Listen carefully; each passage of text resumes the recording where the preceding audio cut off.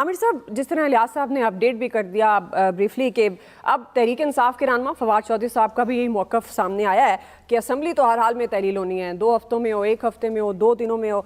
और उन्होंने ये भी कहा कि अदालत में हमारा मौक़िफ़ सामने है, जो हमारा मौक़िफ़ था वो दुरुस्त साबित हो गया है। आप किस तरह से देख रहे हैं, जो आर्जी तौर पर एक बड़ा रिलीफ तो मिला है वज़ीर आला पंजाब को, आप समझते हैं कि अब ये जो जारी पंजाब में जारी आइनी सियासी बहरान था उसके खात्मे के लिए ये अदालत का जो फैसला है किस हद तक मुआविन साबित होगा?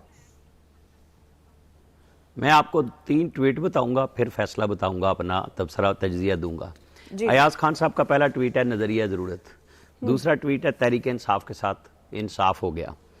मदर अब्बास ने ट्वीट किया कि चौधरी साहब ने किसको मामू बनाया, और फवाद चौधरी साहब के बहुत बुजुर्ग हैं चौधरी शहबाज हुसैन वफाकी वज़ीर, उन्होंने 3-4 उन जजों के नाम लिए जो कभी किसी के सामने किसी नज़रिया ज़रूरत के तहत नहीं गए। तो उन्होंने लिखा है कि कब तक ज़र के सामने इन MPAs को डाला जाएगा।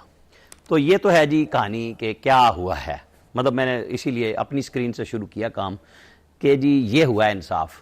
फवाद चौधरी साहब की आपको दबी दबी चीखें नज़र आ रही थी ना कि मैं और PTI मुत्तफिक नहीं है इस स्टाम देने से, इस हल्फिया बयान को देने से। समझ आ गई आपको बात? तो आज चौधरी परवेज इलाही ने एडवाइस देनी थी गवर्नर को तोड़ने की, आज उन्होंने हाई कोर्ट को हल्फिया बयान दिया कि मैं नहीं तोड़ूंगा।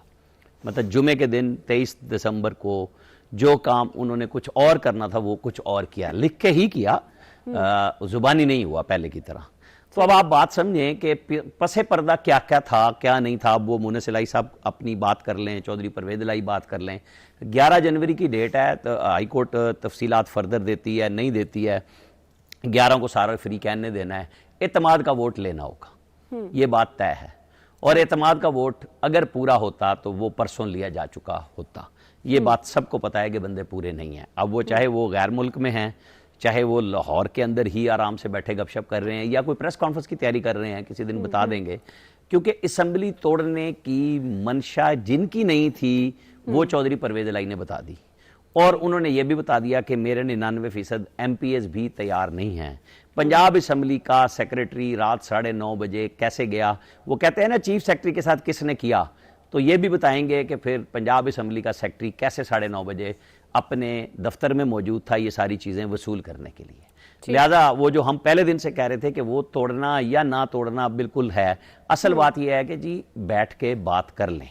वक्त आ गया, इमरान खान साहब को समझ आ जानी चाहिए कि वो जो नवाज शरीफ के साथ खेल खेल रहे थे और जो कि बड़ा ही ज्यादती पे मबनी था, तो अब इनको समझ आनी चाहिए कि उस खेल का ये हिस्सा थे, और इनको बहुत कुछ बताया जा रहा है, दिखाया जा रहा है, सुनाया जा रहा है, और फर्दर भी बताया जाएगा। कोर्ट्स भी मौजूद हैं, फैसले भी मौजूद हैं, नजरिए, जाब्ते, जाविये, हर तरह से हर चीज ओपन है। कोई चीज छुपी हुई नहीं है कि आप ये कहें जी ये खुफिया काम हो गया, बिल्कुल नहीं हुआ। सेम काम हो रहा है इस मुल्क के अंदर जो हम कल परसों से डिस्कस कर रहे हैं कि हम मानते नहीं, हम सुनते नहीं, समझते नहीं, लेकिन हम अमल करते हैं। तो अमल हम कर रहे हैं, और अब हम 11 जनवरी तक तो चले गए ना इस पे, इसके बीच में भी बहुत सारे समुंदर और दरिया गुजर जाएंगे। सही है अयाज साहब, अब ये जो समंदर और दरिया गुजरेंगे इनमें किसी के डूबने का खदशा तो नहीं होगा? बहरहाल वज़ीर आला पंजाब